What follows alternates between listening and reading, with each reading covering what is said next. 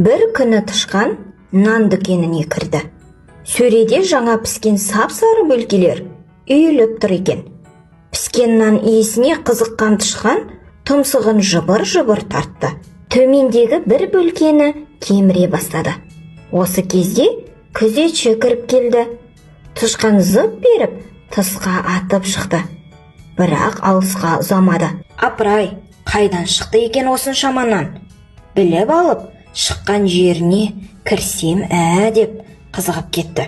Есіктен сақтана сығалады да: Нан, сен қайдан шықтың? Деді сыбырлап. Сатушыдан сұра, деді нан. Тышқан сатушыға келді.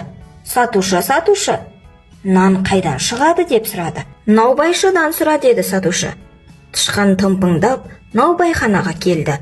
Мұнда көп адам нан пісіріп жатыр екен. Нан қайдан шығады? Деді бір наубайшыға келіп. Диірменшіден сұра, деді наубайшы. Тышқан диірменшіге келді. Диірмен тасы тынымсыз шыр көбелек айналады. Екі адам ұн тартып тұр. Ұн төгіліп аққан бұлақша құйылып жатыр. Көзді ашып жұмғанша қап-қап ұндайын болды. Тышқан иненің көзінде танауын тыржитып таңдана қарап тұрды да: Диірменші, нан қайдан шығады? Деп сұрады. Комбайншыдан сұра, деп жауап берді. Тышқан далада егін орып жүрген комбайншыға келді. Қалың егін теңіздей толқиды. Комбайн тоқтар емес, ілгерілеп барады. Сабанын бір бөлек, топанын бір бөлек шығарып тастайды.